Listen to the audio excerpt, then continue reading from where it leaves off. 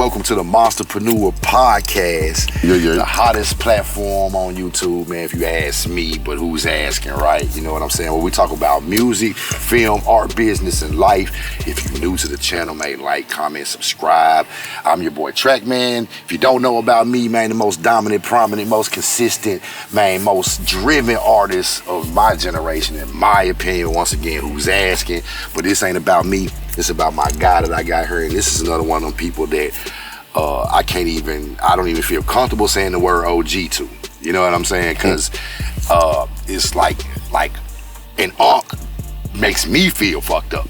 So I don't call you unk, you know what I'm saying? Right. But I do consider this nigga a brother, you know what I'm saying? And yes, he is a one of the pioneers of the underground sound from the city of Memphis, which is the origin of it all, if you ask me, once again, who's asking, right? From Too Wild for the World. Hey. You know what I'm saying? Orange Mound veteran.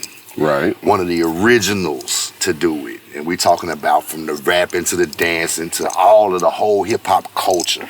You know what I'm saying? Everyone brought up dancing. One of the most humblest guys, even when, OGs be humble and don't have to be.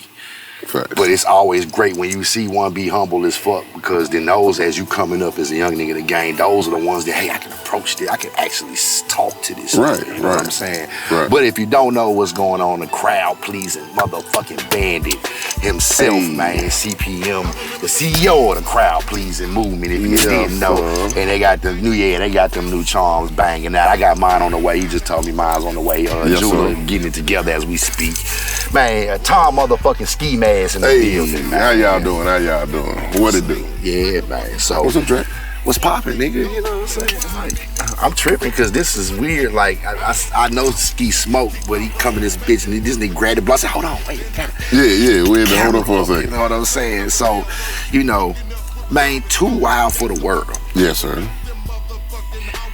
Now, we're going to, of course, go back because there's some other parts of your life that I really want to touch on that most people and fans probably don't know. Yeah. But Too Wild for the World. 1998. In 98, this the year I graduated high school. Wow. Where was Tom Skee at in the world in that time? Because in 98, there is a rap scene in the world going, and it's been going for a good decade nationally. But it had already been bubbling in Memphis in the underground, but not for this long at this point in 98. I mean, Pac's only been dead a couple years, Biggie's only been dead one. You know what I'm saying? By this time, what kind of nigga are you in 98? And what do you got going on in your life that helps us get such a classic album? I was a family man, believe it or not. I was 2 kids in. I was 2 children and 2 boys. Right. And it's just my passion. Like, where I was at right then, it was just like, I want to do something that ain't nobody ever did. I wanted to change something that people didn't really see. They see Memphis hip hop, but nobody knows the backstory of Tom Skeemask. They just know what they see. Yeah. Nobody knew the backstory. So that's what I'm saying. Like, that's why I had to do this. Because when me and you had conversations a couple weeks ago, and I was, a lot of things I know, because I follow y'all niggas, all y'all niggas. I follow y'all as a fan. That means a real fan. That means looking through the CD book and looking at producers and all kind of shit that you know what I'm saying? Right. But to be in the realm of the mindset that you gotta be to know, did you know you was creating a classic though? I'm just saying, like, I did. That's a funny question, because you could ask Snoops about Doggy Styles and nobody really knew, but there's a mindset that is the common denominator of Dr. Dre, Snoop Dogg's, Tom Skeemask, Al Capone's, that in those times where there was no examples, right? Right. You're creating something. So you got 2 kids and you family man at this point. Yep. Is that the main backdrop for the album? Is that the main inspiration for the album? And the main inspiration was I lost a lot of family members at that time. So, like my mom passed, my dad passed, my grandfather passed. And this is all around the album time? Not too in proximity to 98? All in proximity. My mom died in 89. Wow. I graduated high school in 90. So your mom passed before you graduated high school? My mom passed before I graduated high school. Wow. So that's where that first love song come from. Right. Like, that was my whole backdrop. Like, all I wanted to do was make my mom proud with my music. Facts. So dropping that song, it meant a lot. But my grandfather died. Well, my mom died. I met my dad. The following year, my father died. Wow. My grandfather died 5 years after that. My grandmother died 5 years after that, right after Too Wild for the World was released. So for, we know, a good decade stretch in the proximity of 98. Like, I had family. This is your first album, right? First album. My and first mixtape came out. All of these things happen in the world where you're an artist and you drop your album, and then there's so many celebrations that come. You're experiencing tragedy. Wow. So then you met growing up, you didn't know your father. Nope. Then you meet him, and then a year later he passes. Black men mental health, we talk about this all the time. Where was you at mentally? Like, how did that, was it that you didn't know him, so it didn't hurt so bad? Even though I didn't know him, it still hurt. Right. Because when I got a chance to meet my dad, I met my brother and sister on my dad's side. That's family. And it kind of fucked me up. Yeah. Because knowing that you got a father, and then when you meet him and you're like, I mean, my dad, fuck this, I get to spend some time with my dad. So every summer I'm getting ready to shoot back to Newport, Rhode Island. Right. I get ready to shoot back to Newport, Rhode Island. They were like, your dad's dead. He passed away. I was like, are you fucking kidding me? Really? Next thing you know, 30 years later, I finally meet up with my brother and sister. I hadn't talked to them since my dad died. Wow. We just started communicating on social media. So what led to y'all communicating? Was it something else that happened? We lost contact with each other. Right. Like, I changed phone numbers, they changed phone numbers, and you know, once you change phone numbers, if you ain't got no number on nobody. And all I had was my sister. All I had was my sister's number. I didn't have my dad's number, his mom, his wife, or none of that. I just had his number, her number. I'm still stuck in this 10-year box around 98, because once again, you know, in the hip hop world, you get a chance to enjoy, you know, 2, 3, 4, 5 years of a run if you're lucky, right? Right. You're dropping your first album. We all know that unless you have a major machine behind your first album, it's still a boiling point. But it's probably your favorite because it's the place you was the hungriest for it in the world, right? But you don't even get to experience or really celebrate none of it. The funny part about it, that wasn't my favorite. That's not my favorite album. That's not your favorite album? Which one is your favorite album? Let me guess. Coming to My World, my third album. Did you feel like by the third album you had it figured out? Or you was just really, is it because you were, you know, life makes you heal, right? Life makes you heal. So by the third album, it was all Tom Skee. Okay. The first 2 albums was me, Squeeky, the Project Player, Zerg, you know, like the family. Right. So it was never me. Yeah. So everybody was like, that's my favorite record. And I appreciate it and I love it, but it's not mine. Right. Is that because of the things? Everything I went through. Yeah. So everything that you went through, it took you to go through those things to make a second album, but to still be moving along, and then you hit this specific point and you're like, wow, come into my world. This is... Yeah, and I actually got an opportunity to like bring everybody into where I was going with what I wanted to do. Right. Kind of after you felt your way around. Yeah. What was it like working with DJ Squeeky? Love it. In the beginning stages. Squeeky, what people don't understand about Squeeky got an ear. Yeah. Me and Squeeky used to get to arguing in the studio every time. Man, you gotta say it this way, say it like this, say it like this. Shut up, dude. I wrote this damn song. You didn't write this song. Right. But it takes a big man to go back and do what he said. Right.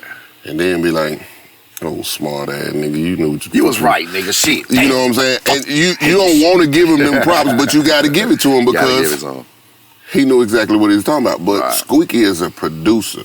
He plays drums. Right. He DJs, so he hears what we don't hear. As an artist, you think you know everything. Yeah. You can't know everything. That's true. You're a producer. Yeah. Your artistry side of your production side is two different things. But they fight each other. They do. They fight each other all the time. They do. Yeah, they do. So if I was two different people, we'd be like Skee and Squeeky. Right. Like, no, bro, listen. Right. And I'm like, and I'll listen, and it's like, no, but it's the hi-hats are going tick, tick, tick, so I should do this. Like, yo, but why do I gotta follow that? Not verbally out loud argue with myself, but the producer and the artist, they fight each other. They clash. So I clash with Squeeky. But me clashing with Squeeky made the best album ever. The best two albums. The first two albums we did. Right. Definitely some motherfucking classics. Because the second one was You Can't Hold Me Back, right? Yes. So, now here we are, this third album. Are we still, Squeeky still producing the majority? Are you at this point reaching? At this point. To other producers? Squeeky wasn't on this project. I reached out to a lot of different producers. I got a lot of producers. JP. Strange Long Nation. Boy. Yeah, Long Boy. That's my guy. Strange Nation. Cuzzo and them. Cuzzo and them. God, I miss those guys. Man. Me and Cuzzo, we made a lot of money together because I had towers and he had towers and printers. So at first he was pressing up our records and this nigga was like, yo, bro, you're ordering like 2,000 of these bitches a fucking week, bro. Like nigga, I could not even work my job. We was ordering so many records, and then this nigga was able to really. Then everybody else started geeking off of him. You know what I'm saying? They utilized that to take it to other things. I don't even know what Cuzzo on them at, but I remember they was in Atlanta, and Cuzzo's still here. Yeah, I want to see Cuzzo, man. Them over, I ain't gonna lie. Man. They got to pass me that nigga info or something, bro. I got you. For real. So Memphis, in the early days. You got niggas like Squeeky. You got niggas like Zerk. Yeah. Right? Who are, and if I've read it, I've heard it. I've heard niggas like Gucci Mane say it. Right? But I don't care what nobody else says, me being a product of the Memphis music scene and still a student, but also a Yoda of it as well. Squeeky and Zerk created something that the world eventually would copy. Yes. When it comes to that sub bass and being able to hold that sub bass out to, you know what I'm saying? It's Squeeky, Zerk, yeah. You gotta throw SMK in there. SMK, for goddamn sure. Between them, SMK took it outside the bounds. Yes. Which I remember working at FedEx, hearing a nigga tell me a story and he was showing me something, and he was reading something. I forgot what magazine it was. It was Timberland. And Timberland said that he has to give credit to SMK for something. And I was like, what? And I didn't understand where they came from. But then the Devontae thing, the Brody thing with that and being in the midst of that, SMK was around that. Yeah. He's always been around. And those, once again, I just like looking into that time period because those niggas were creating something that wasn't done yet. It had been tampered with. But when I hear stories of them like they're DJing and mixing shit first, and it's like, now let's make our own shit now. You know what I'm saying? You are a product of that first set of fusions that sets off to what Memphis has become now. Now it's, and always has been, in my opinion, an infrastructure of what hip-hop has been like. After you leave the East Coast and you come anywhere to where we taking y'all's culminating and brewing shit up down here. And then booty music is hitting, club music is hitting, and then here comes this dark entity of music, and the sub has changed. And then now to hear Gucci Mane say, well, he's selling dope. He listening to Skinny Pimp and Project Pet. Tommy Wright the Third. Tommy Wright the Third. I said, get the fuck out of here. Right. He's selling dope. just pistols, Dracos, and shit everywhere. Yeah. Dark time. He listening to this to get into the mental to just do what he got to do to feed his family. But more incredibly than that, let's kind of rewind back a little bit, because I want to go to the point where of your story that fucked me up. Excuse me, was that you spent so much time, and it's got nothing to do with Memphis. You was damn near a grown nigga by the time you got to Memphis. Yes. But let's go back to born in Rhode Island. Born in Rhode Island. Okay, start there and take us just briefly through that journey, because I know niggas not. If I don't know it, and I didn't read the shit you said in the back of your CD, and then been on the road with you, and I ain't know these things. It's a backstory to Tom Skeemask. So I was born in Newport, Rhode Island. Right. I'm an East Coast kid. I stayed in Milwaukee for about a year or two. Nobody knew that. And this has, real fast, everything to do with your love for hip-hop. Yes. In the early stages. Go ahead. Moved to San Diego. Okay, see, this is what it did to me last time. This nigga so far on the East Coast. He's so far East Coast, nigga. And then you end up in San Diego, California. Yes, San Diego, California. Okay. And then by the time we leave San Diego, we come back to Memphis. I've been to Memphis pretty much ever since I was 5 years old. KP in the house. What up, nigga? What up, KP? What's up, man? Come on in. Hey, man, interrupt a little stuff. Oh, you good. You good. Yeah. Legendary talk. What's up? You gonna give me? You gonna give me? No, He'll come here. He'll come here to get the scale. Yeah, you know what I'm saying? I mean, he came here to get the other notebook. Yeah. You know, you can hit that, son. Yeah. But you know, we get it in. Yeah, but go ahead. So from the age of 5 till I turned 19, I've been to Memphis every summer. Nobody knows that everything that goes on in Memphis, I was a part of. I remember the shoe on Lamar. The big shoe. The shoe, it was a house that looked like a shoe. Yeah. Yes. Right there on Lamar and right there, yeah. So, Airways and Ketchum, people don't realize there used to be a Tops Barbecue in the 7-Eleven right there. Yes, most def. Where Makita Cookies is, where Young Dolph got shot. Right. That used to be Tops Barbecue. Right. The laundromat used to be 7-Eleven. Right. I've been here. That gas station was not there on that corner. Yeah, for sure. So, you know. That apartment was right there. Yeah. Still there. Mm-hmm. So, 19, I moved to Memphis. So once again, you born in Rhode Island. Yes. Then you get to San Diego, California. And then by the time you're 19, you get to Memphis. Yes. So by that time, you done had all of this influence of the culture. By this time, you got East Coast influence. You over here fucking off in the West Coast. You know what I'm saying? Then you get here. Oh, I had the Midwest too. You forget I was in Milwaukee too. Okay, Milwaukee. I'm just saying, so fusion. I'm like a pot of gumbo, and that's what I tell people. Right. Tom Skeemask is a pot of gumbo, but the best part of the gumbo is Memphis. Don't get me wrong. I don't take nothing from the East Coast. I don't take nothing from the West. I don't take nothing from the Midwest. But I didn't stay there long enough. To get enough of that culture. You know what? To me, it's the same as when anybody from those places. Cali's a big place. New York is a big place too, but it's not big like California. Now, if you break down the cities and shit, okay. But I'm saying though, but New York is still big. Yes, it is. Has so much influence there, right? God. Then you get to LA, California has so much influence. Then you get here, you bring those influences in Milwaukee, you bring all that influence here. And then most people, when they come to the country, they just end up being like, man, you know what? It ain't that bad. It ain't that bad. Plus, did you look at it like your fusion, your experiences outside can help you go further? I never looked at that. You never looked at it like that? I never looked at it like that. Do you look at it like that now? I do. I really do, because I finally got an opportunity to talk to certain family members. Right. And when they hear their music, they like, cuz, you really hard, fool. They like, duh, dude. I was like, well, you know, I've been doing this shit since I was 16. I started off dancing at 16. I'm talking about all kind of dancing. Hip hop dancing. Popping, breaking. Popping, locking. I even tried to learn the ballerina shit so I can learn how to spin on my toes and shit. I literally tried to learn all of that. Yeah, these new young gangster walkers, they spinning on their ankles and stuff like that. I used to gangster walk.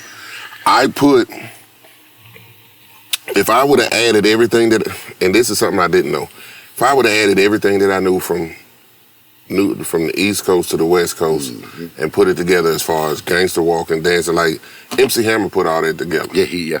If I would have did anything similar like that, was a little more gangster shit, yeah. Oh, I'd have killed him. Yeah. But, you know, it is what it is. Yeah, it is what it is. That's what I'm saying. Like, I always, you know, me and Al have a lot of conversations, too. And sometimes it be some a little grain on our voice when we talk like that, because, you know, our ultimate picture was making it to a certain point that we painted in our head. Mm-hmm. But you have to understand that there are more than one person on the planet, I'm talking about past you, who think that for real. Who like, man, Tom Skee the hardest nigga, man. And you know it's like 3, 4, 5 of those.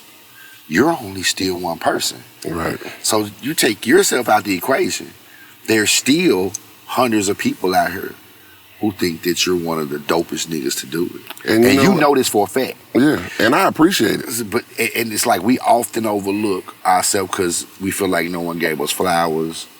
You know, one of the people that get beat up the most is the nigga that does it first. Because everybody watches you, they watch your mistakes, they watch all of the hurdles that and the potholes that you fell in, and they go a little further. Right. But that's a part of it, right? It's supposed to be a part of it. I just want to let you know, from man to man, once again, I've told you this so many times, and you know this shit ain't, fuck the cameras, and then I've said this to you. Bro, you have to know that you influence more than yourself. Because when things become bigger than self, right? And most shit like kids, man, kids, you learn. This ain't about me no more. It's about something else other than me. Completely about something else other than me. It's completely different. And one day I'm not gonna be here and this nigga gonna get to live it up. Kind of based off of the bricks that I laid out in front of him. You know what I'm saying? And with that, I just wanted to let you know that from track to motherfucking Skee, you feel me? Like, nigga, you motivated me more than I can even tell you with words. Because there's a lot to go in this hip hop shit. You for a long time, you was this big nigga, you walking around, was like, man, they go Skee right there. Then as I'm talking about 1920s and 21s mine. And then as I grow up, then I get there, I'm the big red nigga in the road. You know what I'm saying? Right. But I still see you like that. When I walk in the room, even though black is physically bigger than me, GB. When I now, so it used to be like y'all was larger than life to a nigga. Man. Like I'm talking about, and then not saying I'm standing next to y'all like something, but I can now see. You know what I'm saying? It's just a difference of perspective. And you definitely one of those, man. There wouldn't be no Memphis music for what you niggas didn't experiment with. Because that's what it was. It was an experiment. If you guys didn't have the nerve to experiment. Right. You know what I'm saying? And that's where you are in the hip-hop game for me, because this shit culminated, it bubbled up, the gumbo. All this shit was happening here, and then it leaked out to those other places. They took from us elements more than any other place.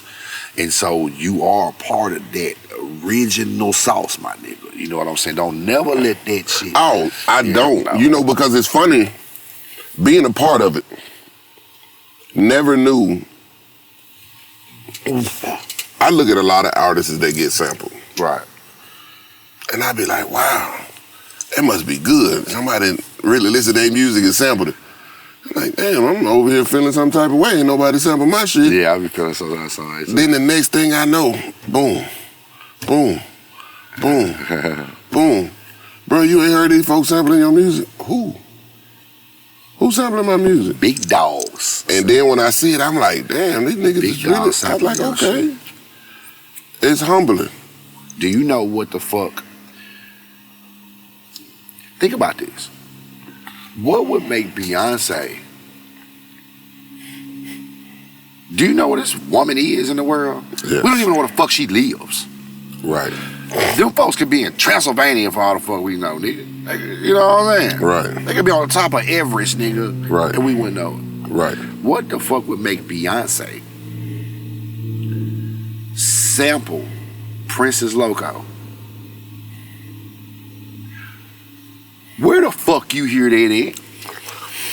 Now, we know the only places she could have heard that at. Let's not forget, she lived in Houston. I was about to say. Let's not forget, that shit was fucking moving around. If a nigga heard Tommy Wright, a nigga heard Tom Skee, a nigga heard Al Capone, a nigga heard Gangsta Black, niggas heard Nasty Nardo, niggas heard these, and nigga just didn't. There was no social media. No, it wasn't. And if it would have been then, we would have known it 20 years ago. And Loco could have probably maybe experienced the fact that somewhere in that woman life, bruh, somewhere in that woman life, nigga. Think about it though. And you out here trying to get through the elements of life, right? Somewhere, the most powerful figures in female figures in music is bumping your shit enough. This might be one of her last albums. We don't know. Right. But let's go back to it. We did mixtapes that nobody ever really knew where they went to. So, because back then niggas kept their records, they CDs. I'm the one artist that goes through all my social media. When anybody talks, when anybody leaves me a message, I'm the one replying. Yeah. I don't have nobody replying. Right. Most definitely. So from YouTube, Instagram, TikTok, what's the Snapchat, Facebook. I'm the one that replies. All that old shit. We're gonna put all his social media is gonna be right there when you say all that shit. I'm the one that replies. Mm-hmm. I had a person from New Zealand say, bro, one of my friends came over here from the service, came over here and was in the service and played your album. I ain't listened to nothing else but Memphis music since. Bruh. I was like, bruh, that's exactly. I said, thank you so much. Like, that's love. And them folks over there really, like, I had a fan base in Little Haiti. Folks be over there in the middle of wars and fighting. And they be bumping that shit. Bruh, I had a dude hit me up from Little Haiti, said, nigga, you know, Animosity is the biggest song in Haiti, in Little Haiti. And the funny part about it, I replied to him, I said, thank you so much. I said, but can I tell you something? That's not the title of that song. And he was like, huh? I said, that's not the title of that song. I said, the name of the song is Visions of a Gangster. Yeah. I said, somebody renamed the song. Yeah. I'm not mad. Yeah. But it's funny because I'm like, when I do a song called Animosity, then when the motherfucker came on, I said, this Vision of a Gangster, what the fuck they thinking? Right. But it's funny. Let's talk about Animosity / Vision of a Gangster. Yeah. That song got sampled. Who did that song get sampled for? Can we say it? Yeah. Am I finna get an exclusive right quick? Yes. Who sampled this record? Drake and 21 Savage. Drake and 21 Savage. Oh, shit. And that's crazy to me because somebody hit me up on my Instagram and was like, all my lawyers chime in, chime in. What do you know? Yeah. What is an artist if they find some shit out like this? You know, right. He's already gone through his handling his business. But as an artist that don't know nothing about this, like, what are the steps? You know what I'm saying? Contact and get you a lawyer. Let them take care of your steps. But yes. When you figured that out, what was your steps after that? I called my lawyer. Yeah. Because I was like, whoa, wait a minute. I called my lawyer and I called Zerk. Because Zerk produced the joint. Right. And it's on my mixtape. So I want, whatever we get, I want it to be. I'm not the kind of person to hold nothing from nobody. Yeah. I'm an equal right person. Yeah. If we got $100,000, you get your 50, I get my 50, we good. If I got to break somebody else off, don't worry about it. You got yours, I'll break them off out of mine. Right. That's just how I am. I don't be tripping, yeah. I'm not tripping. Because at the end of the day, when you die, you can't take none of this shit with you. Yeah, damn right. You got to leave it for somebody. And a lot of times, we don't want to leave nobody nothing. Yeah, now I'm trying to leave it all. Like, that's the... Because I'm trying to give it to my kids and my grandkids. Yeah, I'm trying to give it to my kids. And I ain't got no grandkids yet. I'm going to be a grandpappy soon, hopefully. Yeah, man. Shout out to Tom Skee, man. Got 2 grandbabies in 1 year. You know what I'm saying? I appreciate it. I got 2 granddaughters. Congratulations. Thank you.